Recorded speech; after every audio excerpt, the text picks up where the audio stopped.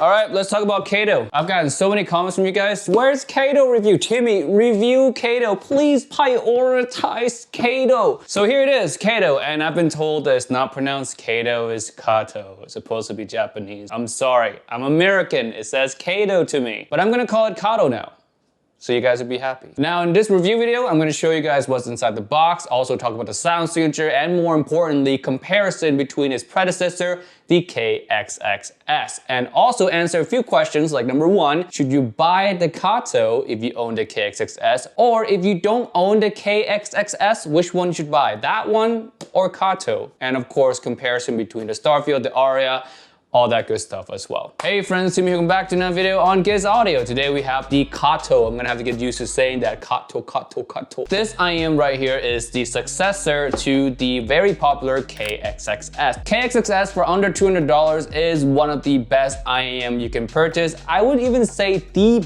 best IEM you can purchase for under $200. I believe is $189. These come around the same price as the KXXS, completely replacing the KXXS. I think KXXS itself is not going to be around anymore after the Kato is fully released. I'm not sure. Maybe they're still going to make it side by side. But if you guys remember the Canis and Canis Pro, those are not here anymore. So there's really no reason to believe that the KXXS is staying. So more important than ever, we're gonna answer that question today. If you should buy the KXXS or buy the Kato. So let's jump into the accessories first. So the first thing you're gonna notice, biggest improvement in the Moondrop accessory lineup, because Moondrop's really not known to have the best accessory, is the cable. The cable is fantastic. I really like these really premium feeling heavy cable. They're big as well, and they're also at the same time comfortable. Even though the size and weight is a little bit heavier than the KXXS cable and all the other Moondrop cable that came before it,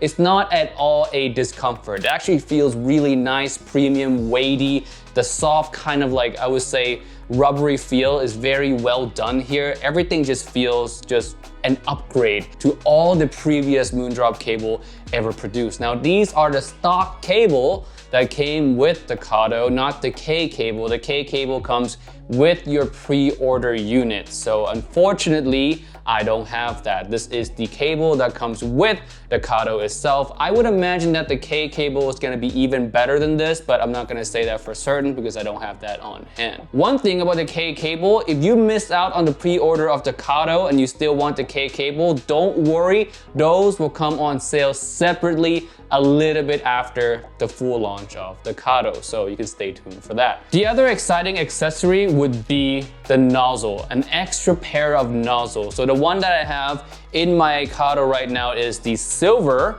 nozzle. The one that comes extra is the brass nozzle. Now they do sound a little bit different. We'll touch upon that in the sound review. For me though, I do prefer the silver, just, you know, disclaimer, I don't really care too much about the bronze. We will talk about that anyway. Next are the tips, and Kato comes with two different types of tips. You get the foam tips and you also get what the Moondrop called their spring tips. Now these are really comfortable. I really enjoy using these. They give me a slight bit of feeling similar to like an Esla Cinefit kind of tips. Those are my favorite.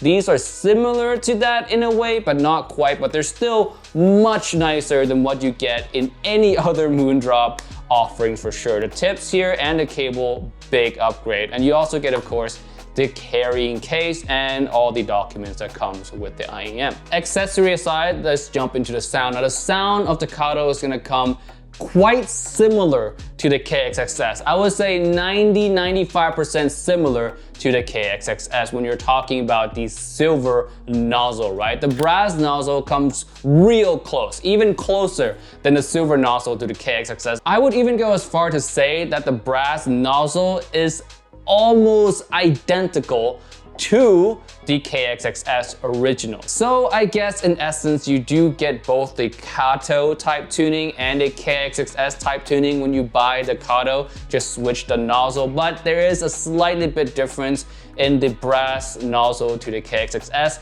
that I noticed, and I actually prefer the original KXXS over the brass nozzle. But if you're not really like a hardcore audiophile, if your ears are not experienced enough, I highly doubt you would notice the difference between the brass and the KXXS. But the difference is, and this is very minute, is that the KXXS just feels more tighter. The bass control is tighter, the attack and the decay, everything just feels slightly bit more resolving, just a touch more resolving, a little bit more speed on the KXXS as well, as opposed to the brass nozzle, so that's the difference there. The biggest difference between the Kato and the KXXS is gonna come in the silver nozzle. The silver nozzle is gonna give the KXXS sound, but with more energy, just slightly bit more treble, slightly bit more vocal forwardness, just a touch, but it makes quite a bit of difference. And I would say that personally, I prefer the Kato type tuning to the KXXS. The KXXS just comes across more relaxing. It's still a very good IEM, but I always felt like it was a little bit too relaxing, and that issue is fixed here on the Kato. Now, it's not gonna be a major difference. Like I said again, it's gonna be only a 5 to 10% difference, but it is an improvement nonetheless. So if you're looking to buy the KXXS versus the Kato, right now my recommendation is to just go for the Kato. The Kato for me is the better version. And again, like I said, there are the brass nozzle, which gives you a similar sound to the original KXXS anyway. So you're really not missing out on too much. So there you go, big question answer. If you do not own either one yet, the Kato or the Kato is the one you should go ahead and purchase. Now let's jump into the sound itself. What if you've never heard of the Starfield, the Aria, and the KXXS, none of that? How does the Kato sound like? Now the Kato is tuned to the Harman target, so it has a really, really pronounced mid bass. That thump,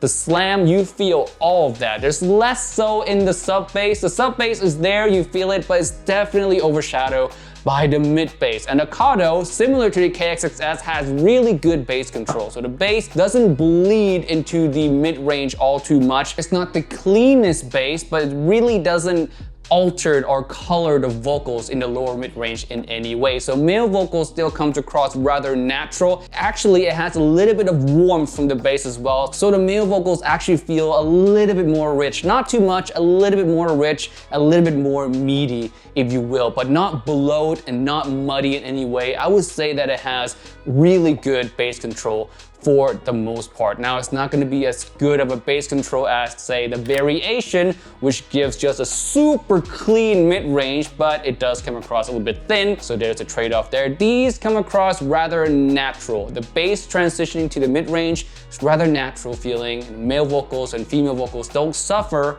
from the lower frequencies in any way, and that's present in both the original KXXS and the Kato. I would still say that the KXXS feels a little bit tighter than the Kato overall still, even with the silver nozzle, but very, very minute again. I'm willing to bet that most people don't even notice that if I didn't mention it. On to the mid-range, again with the male vocal, it's gonna have a little bit of warmth coming from the bass, giving it this kind of like a meatier feel. Female vocals also feel rather natural. Now it is gonna be on the more relaxed side, the tame side, although not as tame as the KXXS. It does have a little bit more energy here in the Kato, and you definitely feel a female vocal presence that is slightly bit more forward, and the vocal presence that are slightly bit more forward in general. And that's really the improvement over the original that I personally enjoy so much. Now, any genre of music is gonna play well off of these. Any male vocal genres, female vocal genres, any instrumentals are gonna play well off of these. It's just very neutral style mid-range, very versatile. So this is the type of IEM that you can buy and be done with for a long, long time. On to the treble region. This is where you're gonna find the biggest difference between this and the KXXS. Now, treble on here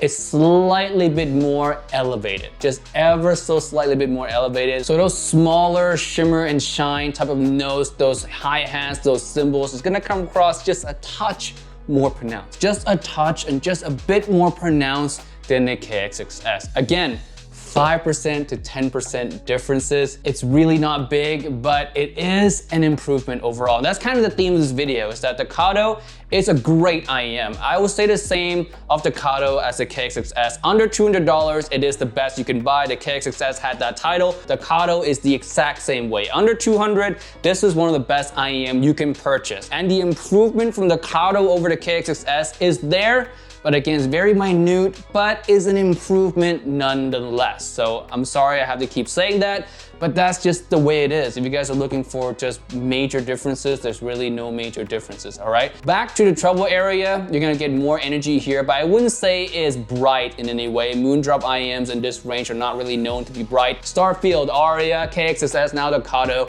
they all feel the same or very similar in a sense where they're more relaxed. In general, the Starfield is the most relaxed out of all of them. The Aria and the KXXS, I would say, is around the same range, and the Kato is the most energetic of the bunch, although again, not by much, but still it's the most energetic of the bunch, and to me sounds the best out of every single one of them because of that added bit of energy, balancing out that really heavy mid bass that all of these have. Now on to detail and resolution, soundstage and imaging and all that. Let's talk about resolution first. So let's bring up my scale. We have the Starfield, of course, we have the V-Act all the way at the end, the variation in the middle there, we have the Blonde 03 and the pixelated trash can as the worst. No resolution whatsoever there in the trash can department. I would say these land around the Starfield, like right on the Starfield. The KXXS also lands in the same place as the Starfield, by the way. So technical performance wise, details and resolution wise, it's really not an improvement over the KXXS, at least not really a big or noticeable improvement. I would say that it improves the details slightly just because it highlights a little bit more of those micro details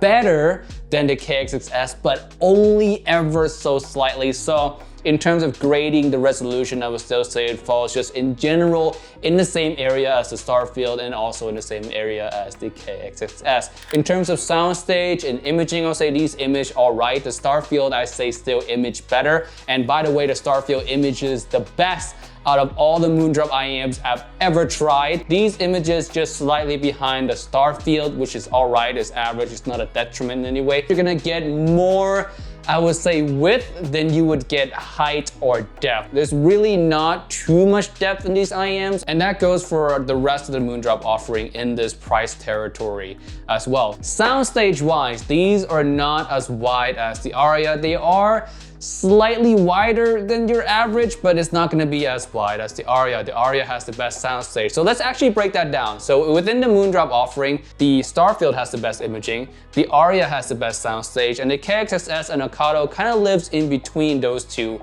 in this department. Now in terms of resolution, I would say the KXXS and the Kato are slightly bit ahead of the Starfield and the Aria. Again, not by much, but if you wanna know, these are ahead in resolution, behind in imaging and soundstage. But overall, in the grand scheme of things, they're average. All right, guys, that is it for this video today. So let's recap and re-answer the important questions just for those of you who might have missed it. Number one, if you already own the KXXS, you really don't have to upgrade to the Kato if you don't want to. If you want to, you could. You have to sell the KXXS though, because there's no reason keeping both of them. Sell the KXXS and you can upgrade to the Kato. I don't think you'd be disappointed. I think you'll like that bit of extra energy. Number two, if you own the Starfield or the Aria, is it worth upgrading to the Kato? I would say, that's really up to you. Again, for me, it's not like a huge upgrade. I would personally just stick with the Aria or the Starfield. You really don't need to upgrade to the Kato. But again, if you're looking for that improvement, if you find the Starfield just a little bit too dark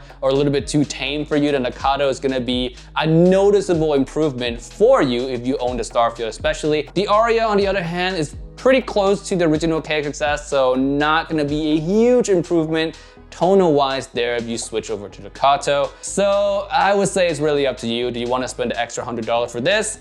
I would say that's up to you. But again, it would be redundant owning both. So I would sell the Starfield or the Aria that you own to purchase this if you want to upgrade to this. Third question, if you don't own any Moondrop IEMs at all, if you don't own the KXXS, should you buy the KXXS or should you buy the Kato? I would say the Kato, because the Kato, you also get the original KXXS sound in the brass nozzle, although slightly bit different. But if you haven't really tried the original KXXS, you're really not missing out on much. Just go with this one. You get both the tuning, again, the brass nozzle being close to the original and the silver nozzle with a little bit more energy. And also the premium accessories that comes with this are worth getting. The cable, really big improvement. If you know Moondrop cables, they're really not great, but these are something else. These are great cables. The tips as well, much better tips than what Moondrop usually offer with their other IEM. So yes, the premium accessories and the extra nozzle that you can switch around, swap the soundstage around, makes the Kato just a better purchase. And again, overall, the silver nozzle is an improvement over the KXXS, at least for me. So if you're looking to buy the KXXS or the Kato, I would just bite the bullet and get the Kato. It's just the better product overall. All right guys, that is it for this video today. Thank you so much for watching. Don't forget to leave a like and subscribe if you find this video helpful. And also, join our Facebook group. You get to see all these videos early. And in the description also, I have an IEM ranking list. You can check out all my rankings of every IEM I've ever tried down there. And with that being said, of course, I'll see you guys in the next video. Peace out, guys. Bye.